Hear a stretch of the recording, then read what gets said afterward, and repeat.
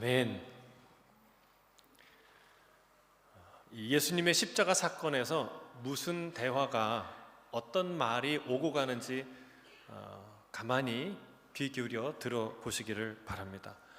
대제사장과 그 무리들이 예수님을 자칭 유대인의 왕이라고 주장한다는 죄목으로 빌라도에게 고발합니다.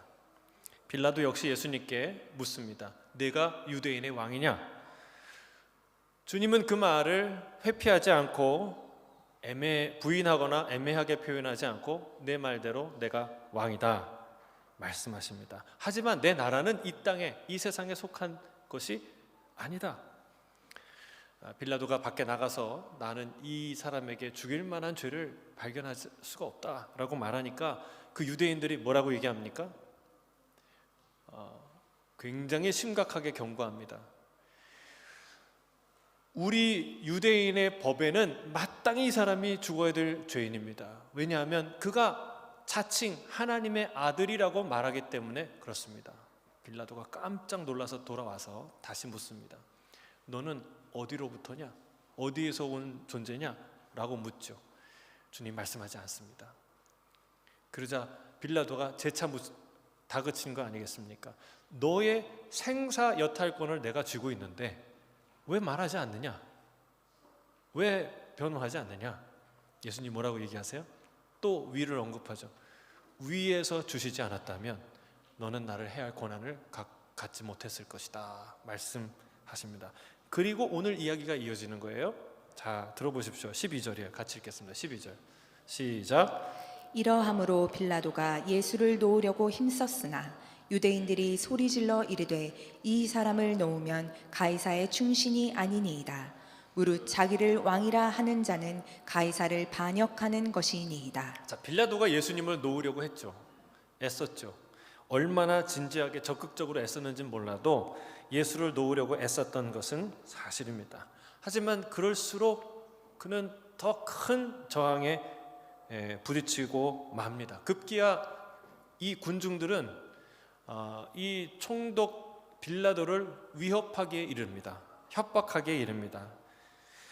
이 사람을 놓으면 당신은 가이사의 충신이 아닙니다 라고 말하죠. 자기가 왕이라고 하는 그 자는 가이사에게 반역하는 행위가 아닙니까? 당신이 반역자를 용인하시겠습니까? 이 말은 정치적으로 위험한 말이죠. 빌라도가 반역자를 감싸고 돈다는 그 빌미를 준다면 정치적 생명이 위태롭게 된다는 것을 잘 알고 있었습니다. 왜요? 이 대제사장과 그 무리들은 정말 고약하고도 악의적인 선동꾼들이라는 것을 그가 너무도 잘 알고 있었기 때문에 그렇습니다. 그래서 그가 돌아와서 재판석에 앉습니다. 왜 앉습니까? 결론 지으려고, 결판을 내려고 그렇습니다. 여러분, 사실 결론 안 지어도 돼요. 이건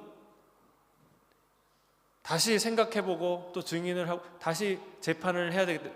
변론 기회를, 재판 기회를 다시 잡자. 그러면 끝나는 건데, 그러나 그가 그의 압력에 못 이겨 결론을 지으려고 그 재판석에 앉은 거예요. 자, 그리고 다시 예수님을 가리킵니다. 소개합니다. 채찍질과 구타로 상하시고 가시관과 홍포를 입으신 그 예수님을 향해서 말하는 겁니다. 보라, 너희의 왕이로다. 너희의 왕이 여기 있지 않냐? 빌라도가 이 말을 하자마자 마치 아픈 상처에 소금이라도 뿌린 것처럼 저들은 비명을 지르듯이 소리칩니다. 여러분, 상처에 소금 한번 뿌려보셨습니까? 상처 난데 바닥 가운데 들어가면 얼마나 아픕니까? 이들이 그 비명을 지르듯이 악을 쓰면서 이렇게 말해요. 15절이에요. 15절 같이 읽겠습니다. 시작. 그들이 소리 지르되 없이 하소서 없이 하소서 그를 십자가에 못 박게 하소서. 빌라도가 이르되 내가 너희 왕을 십자가에 못 박으랴. 대제사장들이 대답하되 가이사 외에는 우리에게 왕이 없나이다 하니. 자, 이 얘기의 중심에 어떤 단어가 있습니까? 무슨 말을 주고받습니까? 왕이라는 말이에요. 그렇죠? 예, 왕이냐? 왕이다. 너희가 왕을 죽이라는 말이냐? 그들은 우리의 왕이 아니다. 우리의 왕은 가이사다. 왕이라는 말을 계속해서 한다는 거예요. 끝내 대제사장들이 하지 못할 말을, 해서는 안 될 말을 하고 맙니다. 뭐라고 얘기하냐면 가이사 외에는 우리의 왕이 없나이다. 여러분, 이 말은 대제사장, 유대인들이 할 수 없는 말이에요.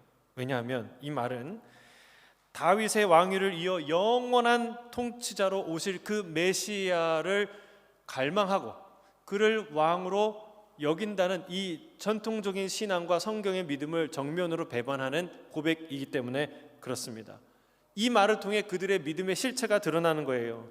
그들이 믿고 대망하는 것은 메시아가 아닌 거예요. 오히려 메시아가 안 왔으면 좋겠고, 늦게 왔으면 좋겠고, 메시아가 아니었으면 좋겠어요. 우리들의 왕국을 살고 싶은 거예요. 그들은 가이사 외에는 우리에게 왕이 없다라고 고백합니다. 하나님이 이스라엘의 그들의 왕이심을 누구보다 잘 아는 자들이 그런 말을 지금 하고 있습니다.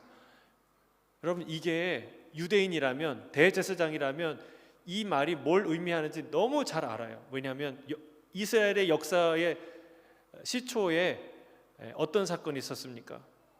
처음으로 왕을 세울 때 어떤 일이 있었습니까? 하나님이 출애굽하고 가나안에 들이시고 나서 왕을 세우지 않았어요. 왕을 세우라고 명령하지 않았어요. 왜 그렇습니까? 하나님이 왕이시니까, 내가 너희의 왕이니까 왕을 언급할 필요도, 세울 필요도 없었어요. 그러나 지속적으로 이들은 요구했던 거예요.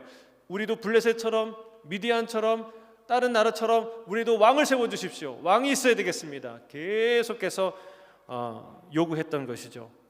하나님이 사무엘에게 이렇게 말을 합니다. 사무엘상 8장 7절이에요. 같이 읽겠습니다. 시작. 여호와께서 사무엘에게 이르시되 백성이 내게 한 말을 다 들으라.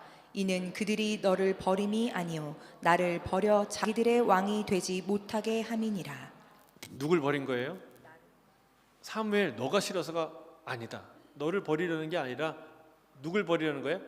너 뒤에 있는 나를 버려서 나로 자기들의 왕이 되지 않게 하려고 지금 이 짓을 하고 있는 거야 라고 말하는 거죠. 사랑하는 성도 여러분, 하나님이 왕을 허락하시죠. 그러나 그게 하나님의 뜻입니까? 그럼 우리가 때를 쓰면 하나님이 그 기도를 들어주시기도 해요. 근데 그게 진짜 기도 응답인가요? 그래서 여러분, 그걸 때를 써서 얻은 기도 응답을, 허락을 마치 이렇게 하면은 하나님이 기도 응답하셔, 이렇게 말하는 것은 옳지 않습니다. 그렇죠? 먼저 중요한 건 뭐예요? 기도의 가장 중요한 것은 하나님의 뜻을 분별하는 거예요. 하나님이 원치 않지만 허락해요. 왜? 그 마음의 악함을 아시기 때문에. 이미 실제적으로 하나님은 그들의 왕이 아니었잖아요. 선한 왕을 세워서 이들을 더 잘 통치하시려고 하나님이 왕을 세우라고 말씀하신 거죠. 여러분, 그때부터 지금까지 그들은 하나님을 버려서 자기의 왕 되지 못하게 하는 일을 지금까지 해오고 있는 것입니다. 그들은 입만 열면, 입으로는 만주의 주 만왕의 왕 여호와를 자신의 왕으로 섬기고 모시고 예배한다고 말하지만 그거는 종교적인 레토릭일 뿐이었다는 거예요. 실제로 그들을 다스리는 왕은 누구예요? 가이사. 아니, 그 왕도 사실은 멀리 있어요. 그들을 다스리는 왕은 뭐예요? 제사장을 비롯한 종교 세력자들, 자기들이 왕 노릇하고 있는 것입니다. 누가 왕이신가? 여러분, 십자가는요, 전 인류사에 있어서 가장 역사적인, 충격적인 사건의 현장입니다. 왜냐하면 인간이 하나님을 자신들의 왕좌에서 쫓아낸 사건, 그것도 모자라서 하나님의 아들을 사형대에 올린 사건이기 때문에 그렇습니다. 그들은 가장 환영받고 가장 존중받아야 할 귀한 분을 가장 치욕적이고 잔인한 방법으로 죽입니다. 십자가는 그래서 묻는 거예요. 뭐라고 묻느냐? 누가 왕이냐? 십자가가 묻고 있는 거예요. 누가 왕이냐? 예수 그리스도가 왕이 아니시냐? 누가 이 왕을 죽였느냐?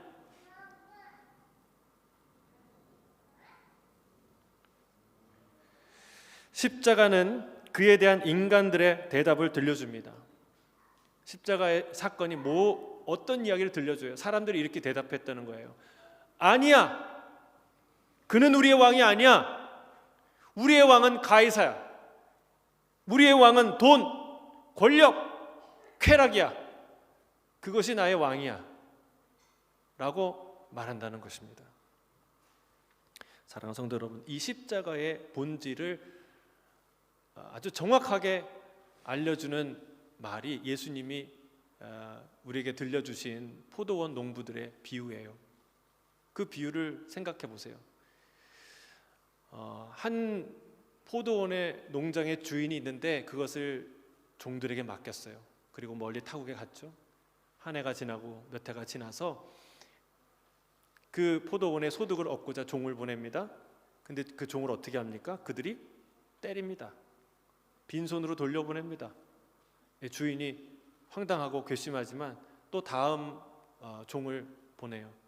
그리고 그 다음 종을 보내 어떻게 합니까? 그 종들을 역시 때리고 죽입니다. 주인이 그럼 심사숙고 끝에 그러면 내 아들을 보내자. 내 아들은 이들이 존중하겠지. 내 아들과는 대화가 되겠지. 협상이 되겠지. 근데 어떻게 해요? 이들이 옳거니 잘됐다. 이 아들을 죽이자. 이 아들을 죽이고 그에게 돌아갈 이 유산을 우리가 차지하자라고 그 아들을 죽인 거예요. 예수님이 묻습니다. 그 군중들에게. 그러면 그 주인이 어떻게 하겠느냐? 사람들이 그 얘기를 듣고 경악합니다. 그렇게 되지 말지어다. 결론을 안 들어도 아는 거예요. 여러분, 내 아들을 죽였어요. 내 포도원을 빼앗았어요. 그리고 자기의 것이라고 주장하고 있어요. 어떻게 해야 되겠습니까? 여러분, 경찰력을 가지고 군대를 가지고 가서 그 모든 사람들을 다 처단하고 처형하고 혹은 감옥에 보내는 그 잔혹한 진압만이 남아 있을 뿐이죠. 이 비유의 비극의 원인이 뭘까요? 왜 이런 문제가 생겼습니까? 포도원 주인이 좀 적당히 양보하고 포기하면 되지. 다른 데 가서 포도원 한다고 하면 되지. 왜 굳이 그냥 또 자기 거라고 고집을 해서 이 사단이 나냐? 이게 문제의 근원이에요? 아닙니다. 아니에요. 그 농부들의 욕심, 탐욕, 어리석음이죠. 스스로 주인 행세하며 스스로 남의 것을, 주인의 것을 빼앗는 그 탐욕과 거짓과 죄악이 여러분 이 비유의 이 사건의 본질이라는 거예요. 스스로 주인이 되고자, 스스로 왕이 되고자 하는 마음입니다. 이게 죄의 본질이라는 거예요. 내 삶에 있어서, 내 삶에서 진짜 왕이신 하나님을 몰아내고자 하는 이 탐욕과 어리석음, 이 고집, 그것이 죄이고 반역입니다. 반역은 죄 중에서 가장 무거운 죄예요. 무겁게 다스려야 하는 죄고 지금 십자가로 그것을 다스리려고 하는 거 아니겠습니까? 그들은 스스로 이렇게 말을 합니다. 무릇 자기를 왕이라고 하는 자는 가이사를 반역하는 것입니다.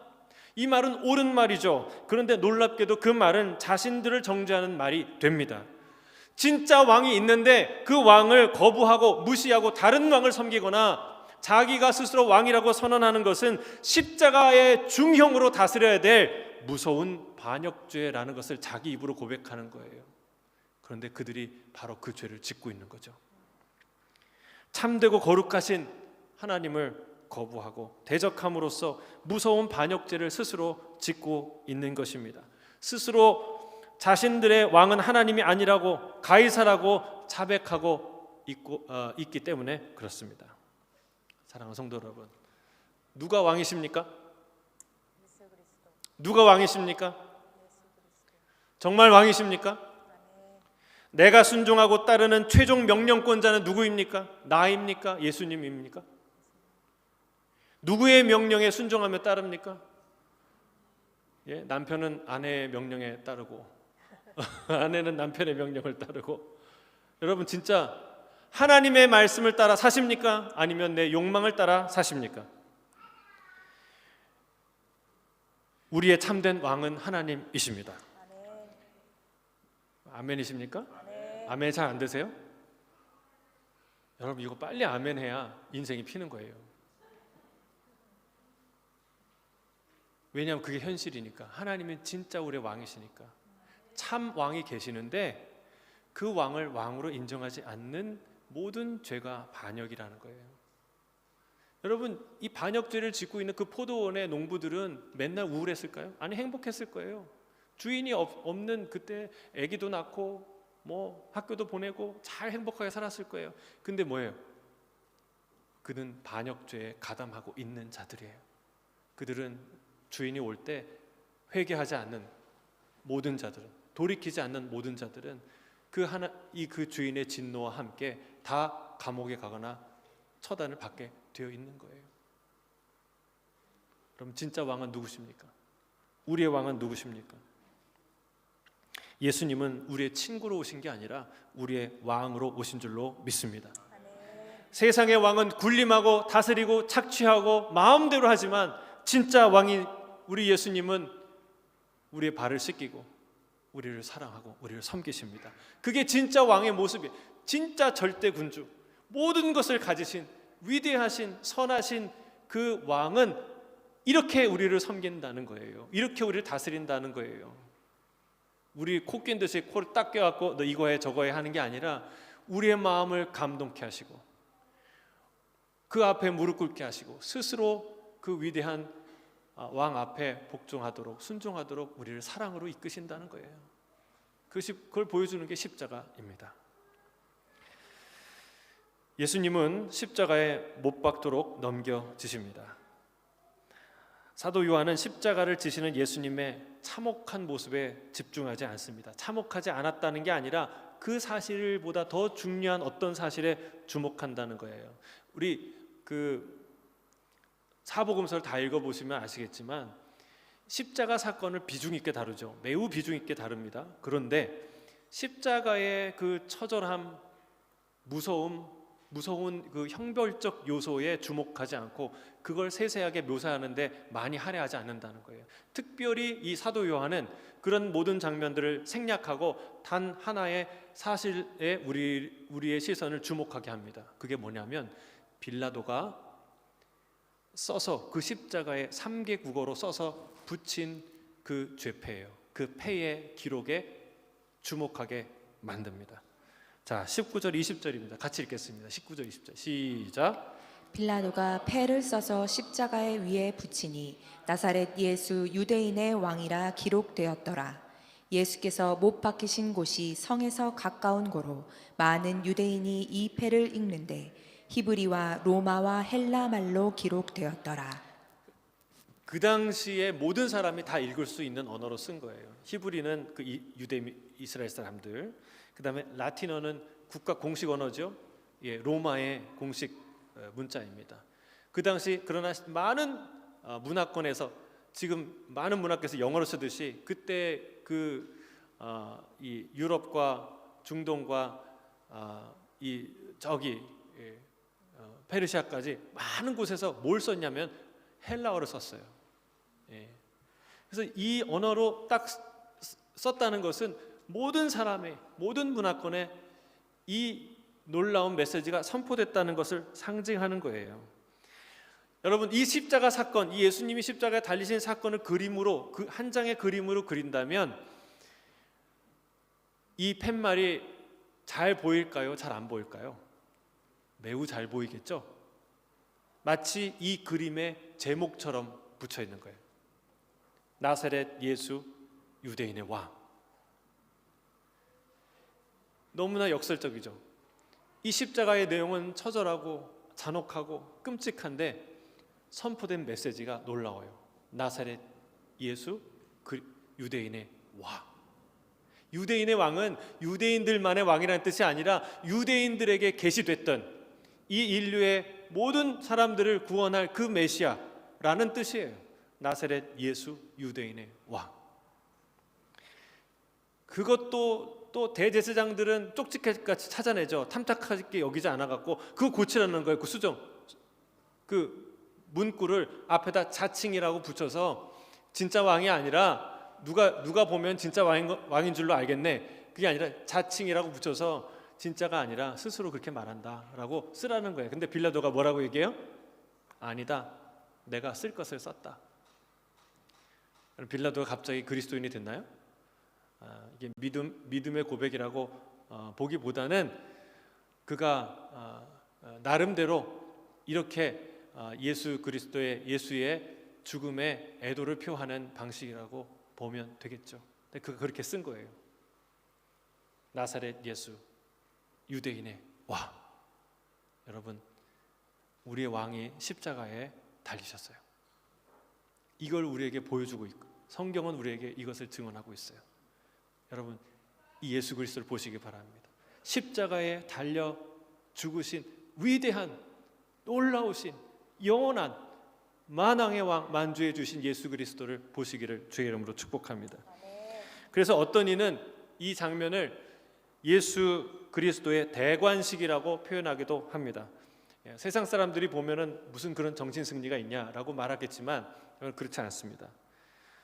예수님께서 실제로 십자가 사건을 예고할 때 인자가 높이 들릴 것이다 말했어요. 이거는 광야의 불뱀 사건처럼 놋뱀이 높이 들려서 모든 사람이 보고 구원 얻은 것처럼 그렇게 공개적인 사건이 될 것이다라는 것을 의미하지만 사실은 그것보다 훨씬 더 중요한 의미가 있는 거예요. 실제로 십자가를 통해 예수님은 영광을 얻으십니다. 왜 그럴까? 십자가는 위대한 승리이기 때문에 그렇습니다. 위대한 승리. 여러분, 역사의 많은 왕들이요, 위대한 전과를 세워서 승리를 통해서, 전쟁의 승리를 통해 왕이 된 사람들이 많아요.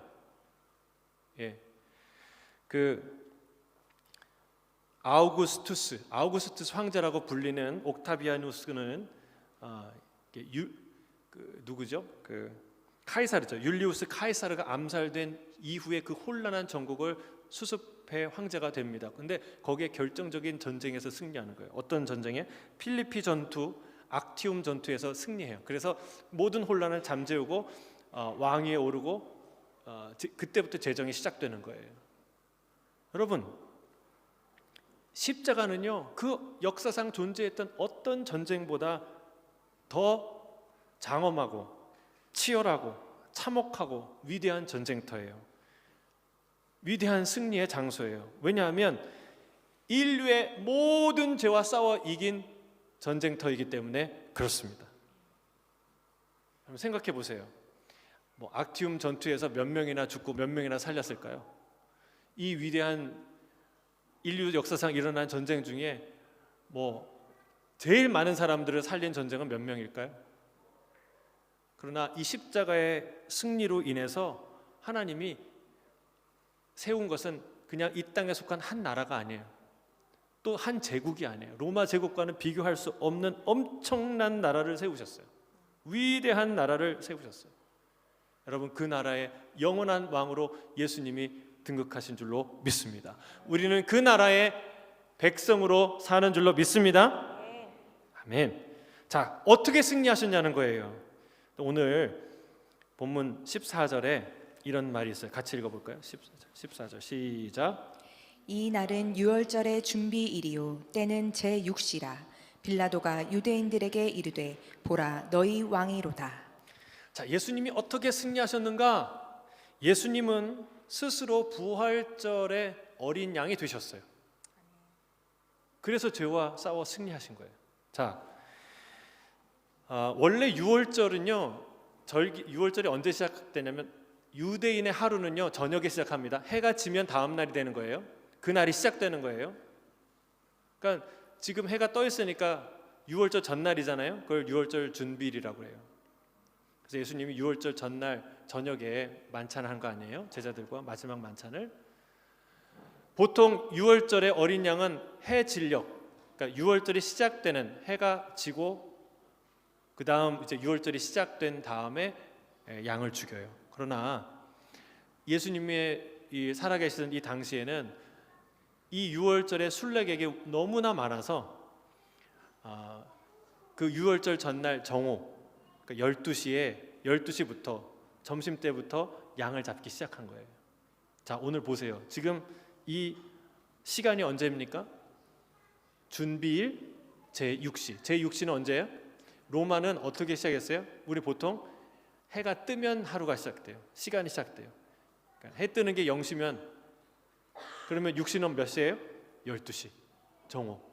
정확하게 예수님이 죽으시는 날짜가 6월절이시고, 그리고 예수님이 사형 선고를 받는 순간이 6월절 제물이 죽임 당하는 시간이에요. 정확하게 일치합니다.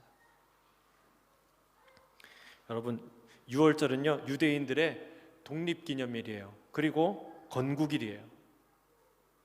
400년간 종살이하던 애굽에서 나와서 비로소 이스라엘 나라를 이룬 날이기 때문에 그렇습니다.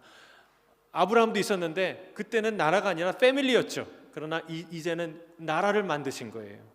이것을 가능하게 한 것이 바로 어린 양의 피라는 사실입니다. 하나님께서 바로의 무릎을 꿇게 만드는 결정적인 사건은 바로 애굽의 모든 장자를 죽이신 그 일인데, 그날에 애굽의 모든 장자의 가정의 장자와 짐승의 첫 새끼가 다 죽임을 당합니다. 하나님은 이 재앙을 피할 수 있는 유일한 방법을 말씀해 주시는데, 그것은 흠 없는 어린 양을 잡아서 문설주에 바른 그 집 안에 들어가 있는 모든 자는 살 것이다 말씀하셨고, 실제로 그들은 죽음의 영이 그 시간에 다 패스오버했어요. 6월. 그래서 6월이에요. 패스오버. 지나갔다 해서 6월쯤. 여러분, 그리스도 피 안에 있는 자는 다 죽음을 면할 줄로 믿습니다. 실제로 그런 사건이 일어난 거예요. 어린 양의 피는 그래서 뭘 의미합니까? 죽음을 뜻하는 것이죠. 우리가 죽어야 될 바로 그 죽음, 모든 죄인이, 모든 애굽 사람들이 죽어야 될 바로 그 죽음을 상징하는 것입니다. 그들은 결코 애굽에서 빠져나올 수가 없었어요. 왜? 바로가 보내줄 마음에 일도 없었기 때문에. 뭐 보내준다, 뭐 가자, 뭐 애를 남겨라, 말은 이렇게 했지만 여러분, 그게 다 뭐예요? 정치적인 수사일 뿐이에요.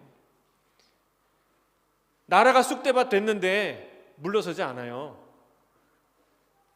우박으로 모든 농산물이 다 피해를 입고, 그리고 남은 그 식물마저도 메뚜기대로 하나님이 다 제거하셨는데도 불구하고 어떻게 무릎 꿇어요? 양보해요? 아니요. 신하들이 땅을 치면서 왕이시여, 이 나라가 망했습니다. 이 나라가 망한 줄 혼자 모르십니까? 라고 말해도 꼼짝도 안 해요. 끝까지 가보자는 거예요. 여러분, 이게 죄와의 전쟁의 본질이에요. 세상과 죄는 우리를 그냥 풀어주지 않아요. 여러분, 우리 힘으로 그 죄를 이길 수 없어요. 우리 힘으로 세상에서 나올 수 없어요. 애굽에서 결코 나올 수 없어요. 누구 하나 죽어야 끝나는 전쟁이에요. 그래서 하나님이 정말 이 어리석은 바로가 그 마지막 재앙을 스스로 당한 것이죠. 하나님이 그러나 그 마지막에도 하나님의 위대하심과 인자하심을 나타내시죠. 그러니까 모든 사람의 일정 수를 죽인 게 아니라 각 가정에 대표하는 장자 한 사람씩 죽이는 거예요. 그리고 모든 가축들의 첫 새끼를 다 죽이는 거예요. 여러분, 모두가 죽어야 되는데 한 사람만 죽도록 하나님이 자비와 은혜를 베푸시죠. 그리고 하나님의 위엄과 무서움을 나타내시죠. 공포는 극대화하고 피해는 극소화하는 하나님의 자비를 베푸십니다. 그런데 여러분, 그런 재앙에 이스라엘 사람이 포함이 될까요? 아니면 포함이 안 될까요? 포함이 됩니다. 왜? 애굽에 속한 종이기 때문에. 애굽의 땅에 있는 모든 장자가 다 죽는 재앙이었어요. 근데 하나님이 그들을 살리고자 방법을 주신 거예요. 그건 뭐냐? 어린 양의 피. 어린 양의 피를 잡아서, 흠없는 어린 양의 피를 잡아서 문설주에 바르고 그 안에 거하면 그들에게는 죽음의 영이 피해 갈 것이다. 6월 패스오버 할 것이다. 그리고 그들은 삽니다. 그렇게 자유를, 그렇게 생명을 얻게 되는 것이죠. 바로 이것이 예수 그리스도에 대한 예표인 것이죠. 어린 양의 피를 바른 집에 거한 모든 자들이 생명을 얻고, 그리고 애굽의 바로의 손아귀에서 빠져나와 자유를 얻듯이 예수 그리스도의 십자가 아래 거하는 모든 이들이 영원한 생명과 자유를 얻게 된 줄로 믿습니다. 아멘. 위대한 사건입니다. 제2의 출애굽인데 제1의 출애굽보다 비교할 수 없이 큰 규모예요. 제1의 출애굽은 몇 명이 살았어요? 고작 해야 200만 명, 300만 명이에요. 근데 여러분 생각해 보세요. 이 예수 그리스도의 십자가 사건 이후에 구원 얻은 자가 몇 명입니까?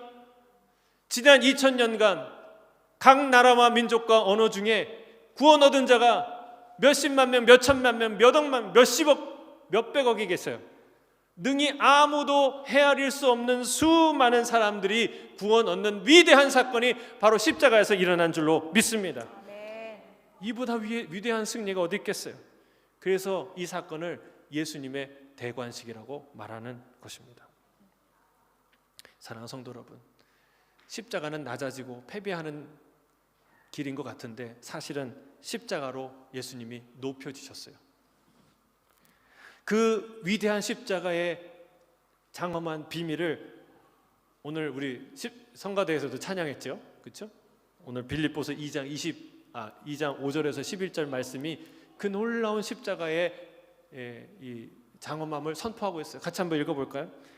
자, 빌립보서 2장 5절에서 11절 시작. 너희 안에 이 마음을 품으라. 곧 그리스도 예수의 마음이니 그는 근본 하나님의 본체시나 하나님과 동등됨을 취할 것으로 여기지 아니하시고 오히려 자기의 비워 종의 형체를 가지사 사람들과 같이 되셨고 사람의 모양으로 나타나사 자기를 낮추시고 죽기까지 복종하셨으니 곧 십자가의 죽으심이라. 그러므로 하나님이 그를 지극히 높여 모든 이름 위에 뛰어난 이름을 주사 하늘에 있는 자들과 땅에 있는 자들과 땅 아래에 있는 자들로 모든 무릎을 예수의 이름에 꿇게 하시고 모든 입으로 예수 그리스도를 주라 시인하여 하나님 아버지께 영광을 돌리게 하셨느니라. 아멘, 아멘, 할렐루야. 참 이 말은 우리가 암송하고 예배 때마다 선포해야 될 놀라운 말이죠. 여러분, 이 마음을 품으라고 하는데 이 마음은 무슨 마음이에요? 예수님의 마음, 십자가의 정신입니다. 예수님은 자기를 비우심으로 모든 사람을 얻으셨어요. 예수님은 죽기까지 복종하심으로 모든 자를 다스리는 왕이 되셨습니다. 예수님은 십자가의 죽으심으로 지극히 높여지셔서 모든 이름 위에 뛰어난 이름을 얻게 되셨습니다. 이 십자가의 사건이 얼마나 위대한 사건입니까? 이로 인하여 하늘에 있는 자들이나 땅 위에 있는 자들이나 땅 아래에 있는 모든 자들이 무릎을 그 이름 앞에 꿇게 하셨다고 그랬어요. 그리고 입으로는 예수를 그리스도를 주라 시인하게 하여 하나님의 영광을 나타내고 영광을 돌리게 하였다고 말씀하고 있습니다. 이것이 십자가의 승리요, 능력이요, 영광인 줄로 믿습니다. 이 시간 사랑하는 성도 여러분, 이 시간 십자가에 못 박히신 왕의 모습을 보시기를 바랍니다. 거기서 우리는 두 가지 메시지를 얻습니다. 첫째, 누가 나의 왕이시냐는 거예요. 누가 나의 왕이시냐? 예수 그리스도가 나의 왕이라는 고백이 저와 여러분의 고백이 되기를 바랍니다. 가이사가 아닙니다. 나 자신이 왕이 될 수 없습니다. 예수님만이 나의 진정한 왕이십니다. 예수님만이 진정한 나의 왕이십니다. 그를 왕으로 삼을 때만 우리는 진정한 자유와 생명을 누릴 수 있게 될 줄로 믿습니다. 둘째는 십자가는 낮아지고 망하고 끝장나는 길이라고 생각하지만 그러나 실상 십자가는 높아지는 길입니다. 주님이 어린아이를 세우고 얘기했잖아요. 서로 누가 리더냐고 다툴 때, 내가 리더라 다툴 때, 야, 니네가 진짜 리더가 되고 싶니? 그러면 이 어린아이와 같이 낮아지는 사람이 진짜 리더야. 우리는 결코 주님이 지신 대속의 십자가를 대신 질 수 없습니다. 그러나 주님은 우리에게 뭐라고 말씀하시냐면 십자가를 지고 나를 따르라 말씀하십니다. 우리가 높아지는 길은 십자가인 줄로 믿습니다. 승리의 비결도 십자가인 줄 믿습니다. 더 높아지길 원하십니까? 그렇다면 겸손히 십자가를 지시기를 바랍니다. 그 십자가가 나를 치유하고 내 가정을 치유하고 내 민족과 세상을 살리는 위대한 십자가, 위대한 능력이 될 줄로 믿습니다. 아멘. 함께 기도하겠습니다. 사랑하는 주님, 예수님이 나의 왕이심을 고백합니다.